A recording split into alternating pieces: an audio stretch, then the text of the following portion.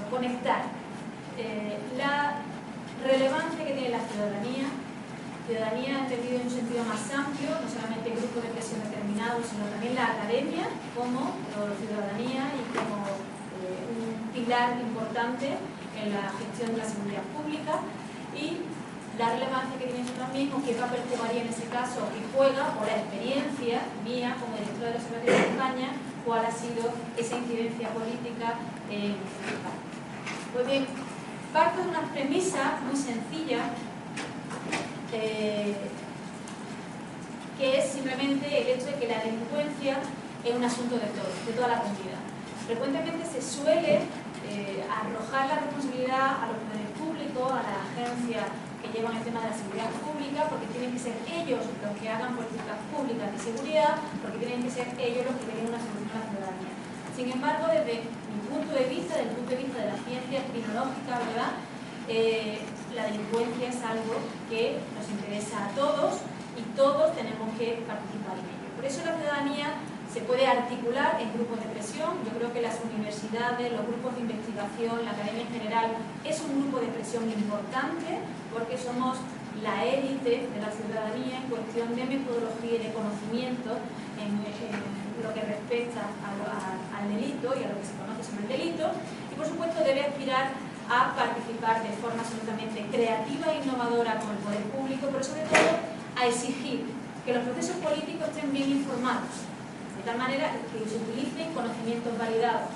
Yo creo que todos, de alguna manera, hemos tenido la experiencia de algún gobierno municipal o regional, o incluso estatal, que realiza políticas públicas sin conocer la realidad y sin estar validado por ningún conocimiento válido, sino simplemente, bueno, pues porque en ese momento lo exige la opinión pública, en ese momento parece que con esa actuación va a obtener rédito económico, ¿no?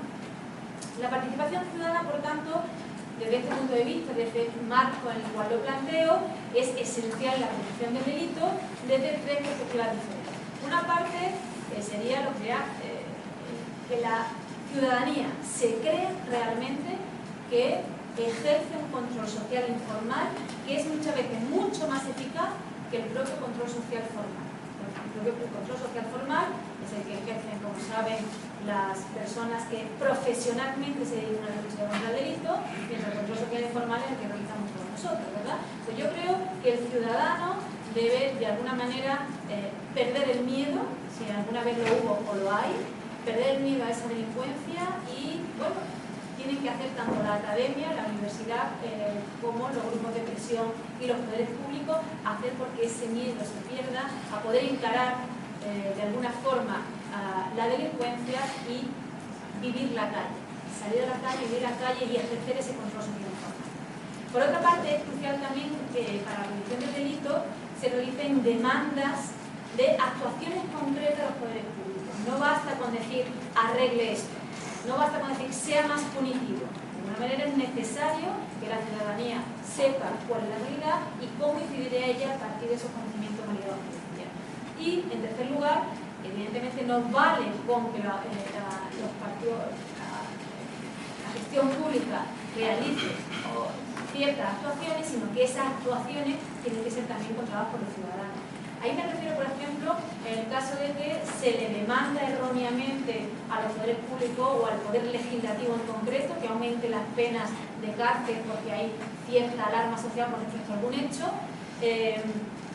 y luego, sin embargo, bueno, pues nos contentamos simplemente con que se haya aumentado la pena sin luego controlar o evaluar si realmente esa medida ha servido para algo o nada más que para aumentar la población. En cuanto a la demanda de actuación, evidentemente hay dos tipos. Aquí tampoco descubre nada nuevo, pero lo traigo a colación porque es la experiencia que yo he vivido. La experiencia que yo he vivido en España como directora del observatorio es que a menudo se le demanda a los poderes públicos que actúen a partir de intereses absolutamente particulares. Y por intereses particulares entiendo, les voy a poner tres ejemplos que yo he vivido personalmente. Uno, la de la Cámara de Comercio de Málaga, que bueno, se sentía insegura de forma absolutamente irracional porque en la zona de comercio donde ellos estaban solicitando más protección no había un índice de delincuencia que fueran alarmantes, ni siquiera significativos, y ellos, por ese sentimiento de inseguridad, pues les reclaman al ayuntamiento que le pusieran cámaras de videovigilancia.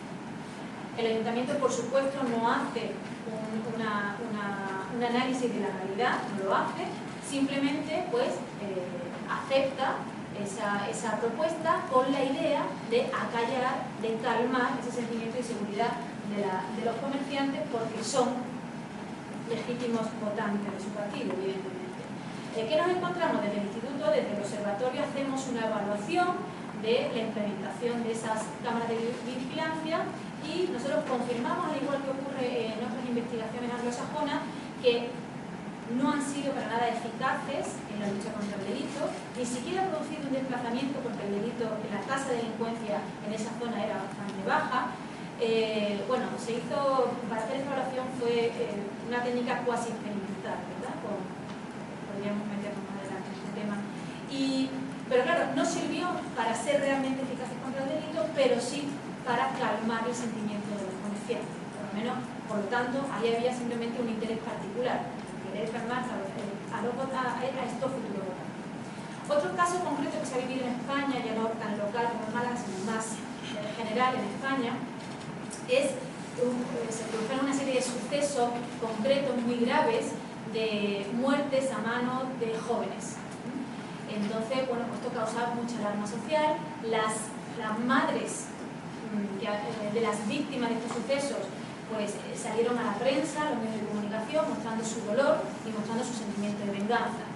Evidentemente, el sentimiento de venganza es absolutamente legítimo en la víctima, no se le puede quitar.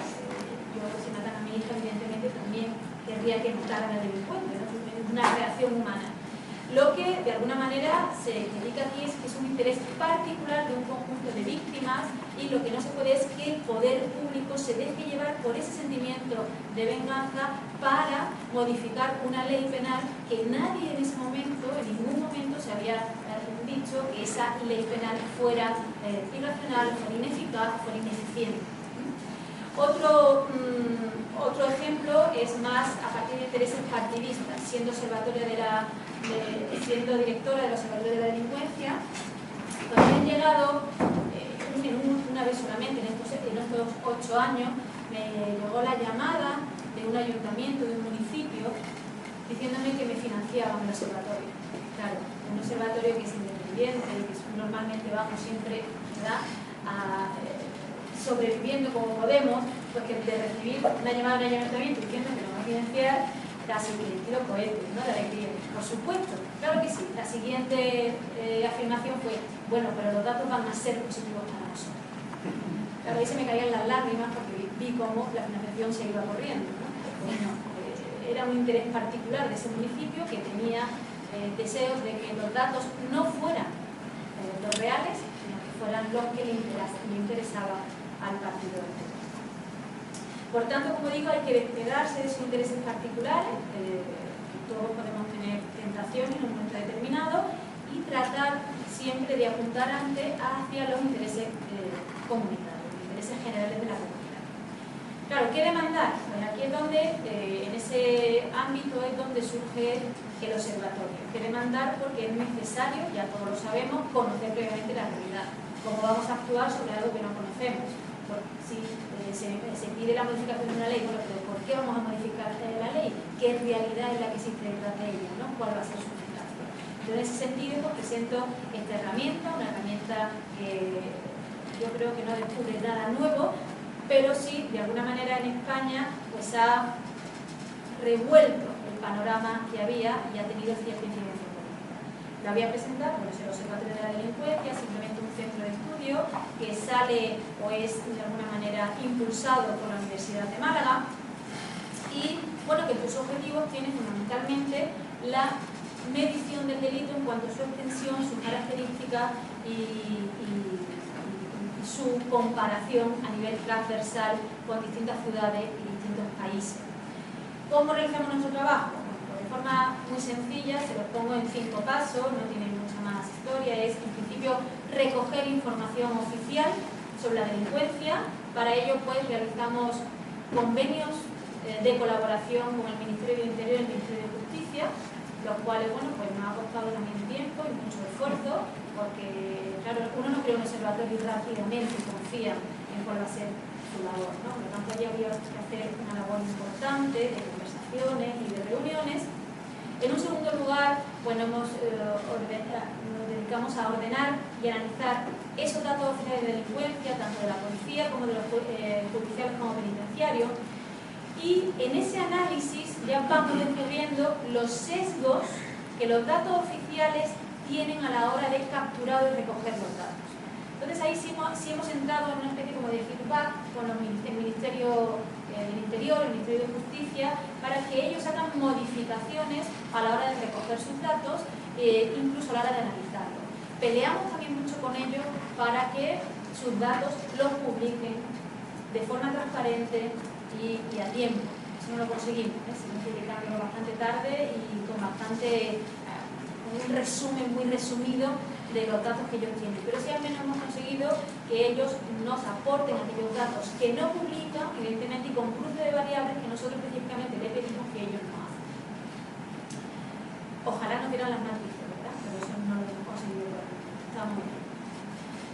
En tercer lugar, pues evidentemente tratamos de interpretamos los datos a la luz de los acontecimientos históricos, sociales, económicos y legales, evidentemente. Y a partir de ahí es donde nosotros planteamos hipótesis de trabajo, donde luego poder proyectar nuestros trabajos empíricos, para que pueda salir luego a la luz lo que realmente está ocurriendo y poder contrastar esa realidad con lo que nos muestra la estadística oficial. En quinto lugar, lo que hacemos es realizar esos análisis empíricos y a partir de las únicas técnicas o instrumentos con los que cuenta la tecnología, que son encuestas de investigación, informes de autodenuncia, aunque no lo he puesto ahí, entrevistas a expertos en la materia y luego la monitorización de la policía en cuanto a sus registros policiales, tanto desde el punto de vista de la víctima como desde el punto de vista del delincuente. Bueno, eso de forma muy resumida. ¿Qué resultado en estos 8 años más significativos puedo resaltar y me gustaría compartir con ustedes? Pues en primer lugar es que nosotros, después de toda la investigación que hemos hecho, descubrimos que en España la ciudadanía tiene un gran desconocimiento de cómo funciona el sistema penal. Como tiene ese gran desconocimiento, cree que la delincuencia ha aumentado, muchísimo, y por tanto, y además cree que las penas en España son muy blandas. En España las penas son las más severas de toda Europa. De hecho, por ponerles un ejemplo, en España se viene demandando por grupos de víctimas que se imponga la cadena perpetua, que es inexistente en el papel o nominalmente en nuestro Código Penal, y ellos, pues de alguna manera, refieren a otros países europeos, como es Italia o Francia, que tienen la cadena perpetua, pero es una cadena perpetua revisable a los 15 años. De la manera que a los 15 años se revisa y el sujeto normalmente, con mucha facilidad, sale en libertad. Casos similares en España se castigan con penas de 20, 30 o 35 años.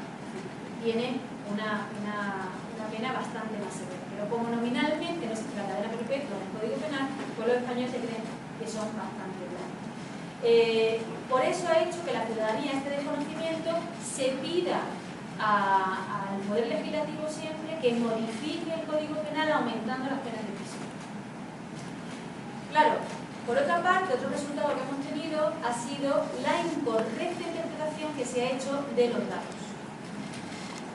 En el año 2004, cuando se crea el observatorio, se crea precisamente porque hay una gran alarma social, porque continuamente los periódicos publican los datos de denuncia que llegan a la policía y se interpretan los datos de denuncia como sinónimos de datos de delincuencia.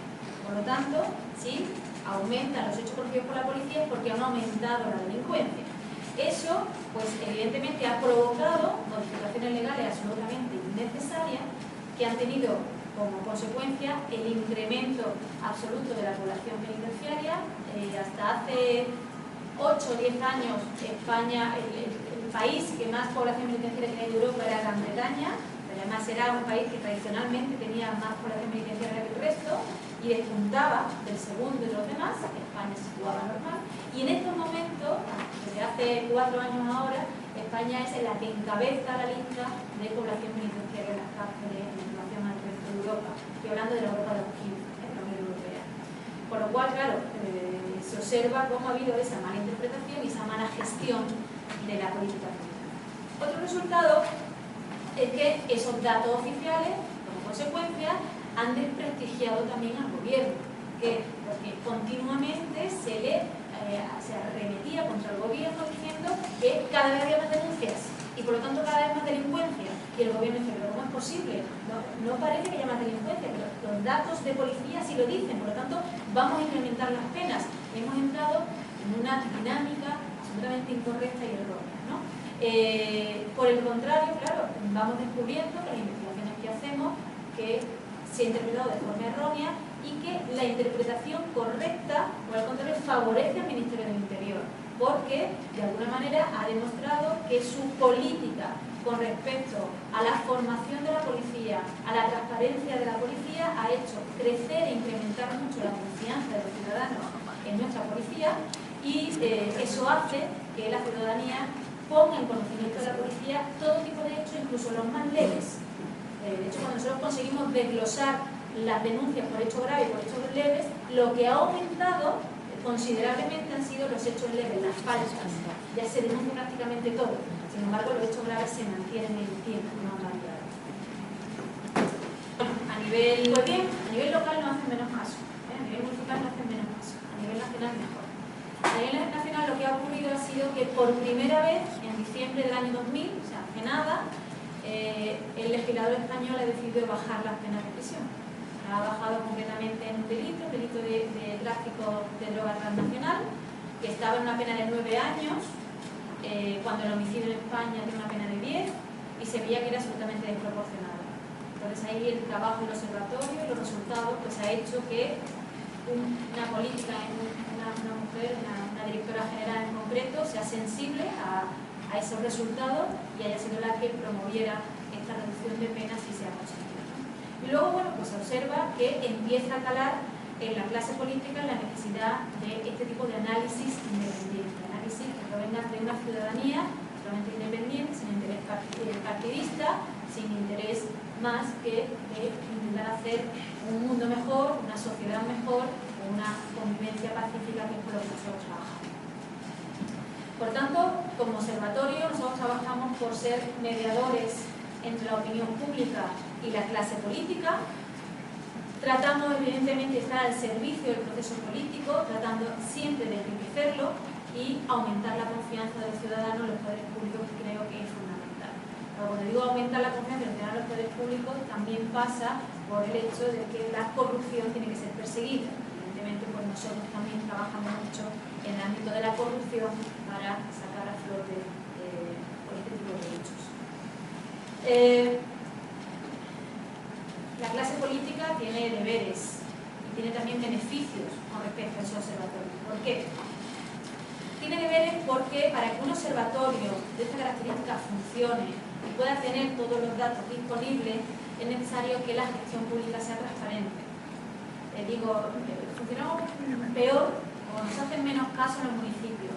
En España en concreto los municipios y los ayuntamientos son bastante menos transparentes, ¿verdad?, que la gestión a nivel nacional.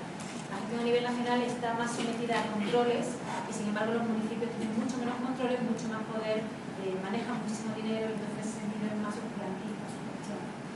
Por otra parte, tienen el deber de facilitar los datos disponibles. Cuando digo deber, no es que haya una ley escrita que exija que por ley tienen que dar los datos al observatorio. Es simplemente un deber moral, un deber de moral política, ¿no? Y de una gestión transparente y de poder aportar los datos en beneficio de todos. Y luego tienen el deber también de aceptar las propuestas de mejora. Esas propuestas de mejora que hacen que sus instrumentos de recogida de datos sean válidos, sean eficaces, sean fiables, es decir, o sea, que tengan confianza y que de alguna manera, bueno, pues ellos puedan ir mejorando esos instrumentos. ¿Qué beneficios obtienen? Pues yo creo que se ha demostrado en España que tienen beneficios porque cuando se desconoce el tema de la seguridad ciudadana y cuando la opinión pública opina sin tener conocimientos y no hay nadie, ningún experto, ningún observatorio independiente, ninguna universidad que pueda aportar datos que lo contrarresten, pues la ciudadanía, evidentemente, malinterpreta los datos y siempre arremete contra el gobierno. Entonces aquí se obtiene un análisis de la realidad bastante riguroso y alejado de cualquier tipo de intereses partidistas, al mismo tiempo que se le está brindando una oportunidad para poder invertir el dinero del erario público de forma más eficiente. En el tiempo de crisis esto realmente es fundamental. Todo ello, además, con varias premisas.